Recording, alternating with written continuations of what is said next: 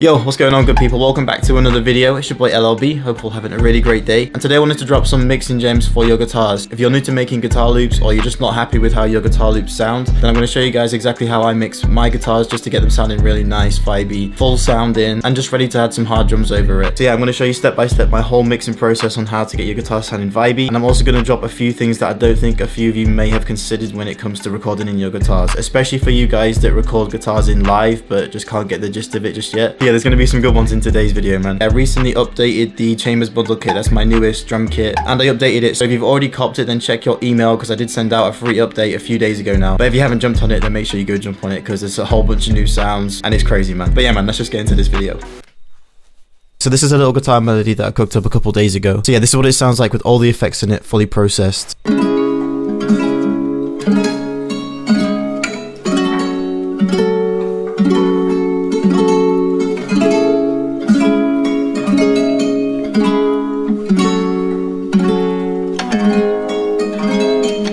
Yeah, it's got that real nice warm sound to it. It sounds really nice and full. And all I did was play a couple of chords and one little top line over it. But there's a couple really important things that you need to consider when you're making your guitar melodies. So the most important thing, and this is specific to you guys that are recording in your guitar loops live, whether it be electric or acoustic, and that is that the quality of how you record the guitar makes a massive difference. If you can get a good take when you're recording in your guitars, honestly, it makes life so much easier when it comes to processing these things. So before I actually touch mixing this loop, I want to just give you guys some tips on how you can get the best take, and then it makes the whole mixing process a lot easier. So the first thing is your mic position. So what you want to do is position your mic in between the, I don't even know the name for it, but the hole in the guitar. You want to kind of position it in between there and where the neck starts. So it's just kind of like above where that hole is in the guitar. Make sure you haven't got any background noise coming in, you know, like the sound of traffic coming from outside, or, you know, any sounds that are happening in the house. Make sure, you know, you've got a nice quiet room when you do it. So that's a good starting point for when you're recording. Just make sure you're nice and close and you've got the mic in that position. Once you've got that, then you just need to go in and make sure you get a really good take. Just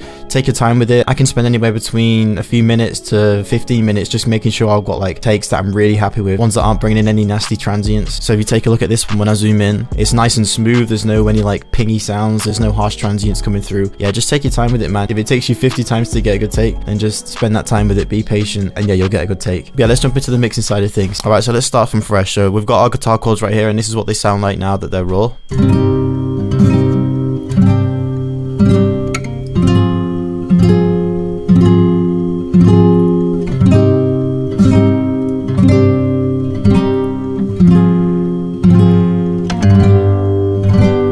Okay, it actually doesn't sound too bad, and that's what I mean about getting good takes. You know, if you get a good take, then this part becomes really easy. So what I'm going to do is just open up a mixing preset that I put together, and this preset is actually included in the Chambers bundle kit. So if you want to save a bit of time, then I'll leave a link in the description for you to jump on that. Alright then, man, so we got our chain right here. A little disclaimer, these are paid plugins, but they're not that expensive. They're not crazy expensive. So if you do have a little bit of budget and you really do want to make your guitar sound really nice, then honestly I'd recommend investing in these. So the first one is an EQ. You can use a Pro EQ, or you can just use the stock EQ if you want to. And this is what it looks like, but don't look at this too much. This is just like a starting point. Every loop's going to be different, so when you're EQing, it's going to be different every single time. The only thing that'll be consistent is just rolling off this low end, but all of these little cuts are going to be depending on the loop. So what I'm going to do is just solo some frequencies, find any harsh frequencies, and just ease off on them a little bit. So anything that you can hear that sounds like really ringy and nasty in your ear, that's basically what you're looking for. Okay, there's one right there. Hear that? Really standing out right there. So I'm just going to taper off on that. Okay, let's keep going. Okay, that's kind of still harsh right there.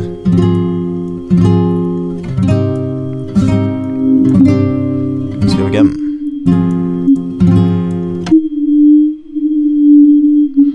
Okay, there's another one right there. You'll find that a lot of the boxy frequencies and the harsh ones tend to be around this area.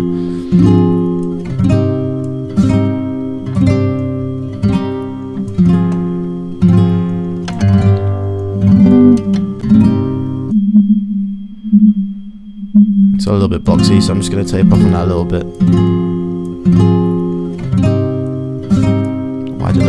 Widen up the band a little bit. I think that's it. Just notice as well that these are really small cuts. I'm not making anything crazy harsh. I'm not like coming in on this point and just bringing it all the way down, anything like that. Just keep these cuts nice and subtle. So yeah, that's it for the EQ, man. That's all I'm going to do with the EQ. The next effect is optional and it depends on how good of a take you got of the guitar. So this is just a noise reduction plugin. Basically, you just raise this knob up and any like white noise or nasty noises in the background, it kind of like dampens off on them. It's not a magic plugin by any means, but if you've got any like consistent white noise in the background, then this is a really good plugin for it. So yeah, I'll leave a link to all of these plugins in the description if you want to jump on them separately. But yeah, the next plugin is a bit of compression, and this is called the PRODIIPAIOR 670. But yeah, I've just found this to be a really easy to use compressor, and it just seems to be really good with acoustic guitars at like tapering off on any nasty transients that come through. It just kind of smoothens everything out. Don't be intimidated by any of this. The only knob that you want to play with is this threshold knob right here. So yeah, all I'm going to do is literally raise this knob until we're adding a little bit of compression, you know. What you want to do is pull it really far to the point where it sounds really over compressed, and then you want to ease off to the point where it just sounds nice and smooth. Too much. Too much still.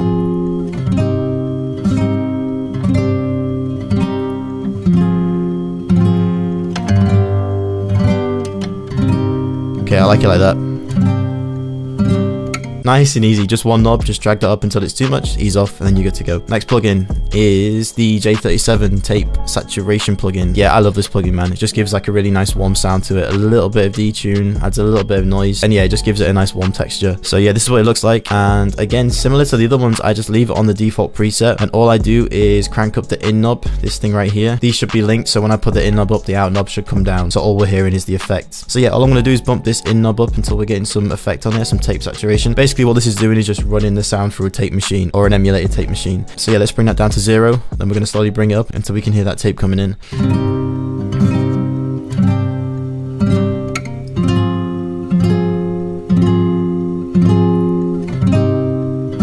Okay, that sounds good. You can just mess around with some of these if you just want to see what everything sounds like. This with the bias,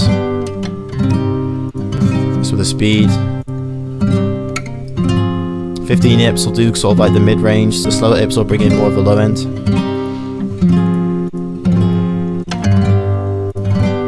Yeah, that sounds good to me. Next effect is the effect rack. Yeah, we're not going to do too much with this either. We're just going to add some subtle effects. So what I've got loaded up is the Decapitator and some Echo Boy Jr. So yeah, I've got the Decapitator right here just to add a bit of thickness to it. It's not much though. Bypass it. It's just a little bit. So we just got a little bit delayed. You can notice that the mix is like really far down on this. It's just those subtle things that's just going to add that space to it, just make it feel like it's sat in a room. Turn the mix up so you can hear it. Yeah, nothing crazy though, just way down low.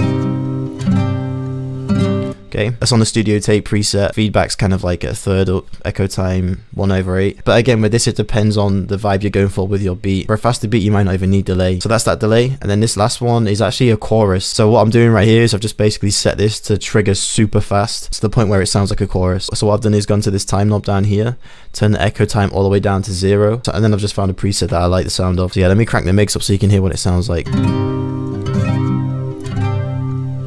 It's got that guitar, it's got that chorusy kind of vibe to it. Play with the presets. Plex is a nice one. Space is a good one. It's more like a detuned one. Just leave it on Plex actually.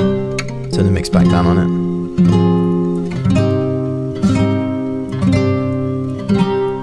Alright, now the last plugin that we're going for is just a reverb. Now you can use any reverb, but I like to use this Abbey Road's Chambers reverb. I don't know why it sounds so good, but I just think it sounds crazy. And again, don't be kind of intimidated by the interface. The only thing that I do is play around with these reverb types right here. Mirror, Stone, Chambers. The Stone one I normally end up going for a lot. Like that one just sounds really cool to me. And then once I'm happy with the reverb type, I just come into the mix and adjust the dry wet to the point where it sounds, you know, just enough reverb but not too much.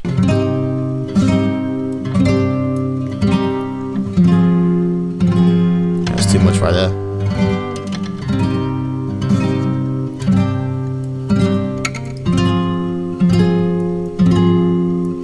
Nice.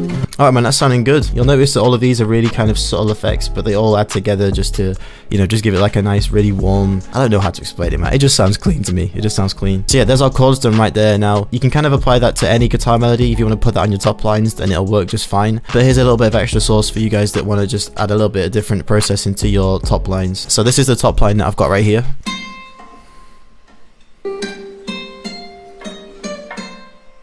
Okay, just little sprinkles on top of the chords to make it sound like, you know, a bit more Spanishy. Okay, this is what the mixing chain looks like. I actually went a little bit different on this one compared to the chords. So the first thing is just this noise reduction, just getting rid of any of those, you know, nasty sounds in the background. Bit of EQ. Just taking out a lot of low end, some of the top end as well, just because I'm playing the high notes and you get those kind of like twinkly, like kind of too sharp sounds in the frequency range. Then next was a bit of phaser. I think I just had it on the default preset right here. Just turn the mix down over here on the mixer. Some more EQ. I basically just did what I did earlier, is just find those really harsh frequencies, cycle through the frequency range, and just taper off on any of those harsh ones that are coming through. And then the last one was just some reverb, Valhalla reverb, tiled room preset. You can find that in the rooms presets, tiled rooms right there. And then I just eased off on the mix, left it kind of heavy, wanted it to be a bit more spacey than the initial chords. Sounded clean, man. So this is what we've got all together.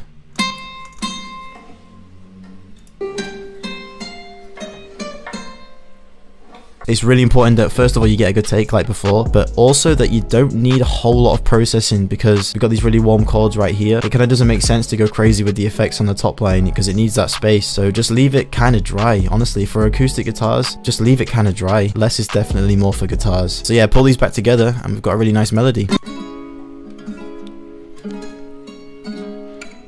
It's clean, man. Put a little flute over the top of it. Added some drums to it as well.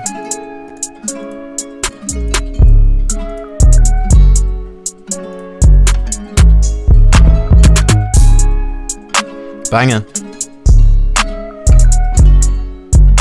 And it can be as simple as that, man. A little guitar, a little top line, a little lead melody, drums. Let me just play it before and then after. So this is with no effects.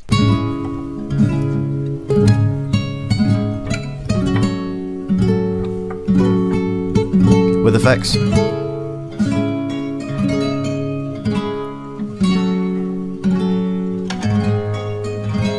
All these effects are really subtle, but there is a noticeable difference once you add all those effects together. So yeah, I hope that one was helpful for you guys. I just wanted to clear up exactly how I go about processing my guitars. It's not the same every time, but that's a really good starting point just to kind of get things going and just get yourself making some really nice, clean sounding loops. Yeah, I hope that one was helpful for you guys. If it was, consider subscribing because I'll be dropping a lot of videos like this, and I have dropped a lot of videos like this in the past. So yeah, consider subscribing. Have a great day, and I'll see you guys in the next one.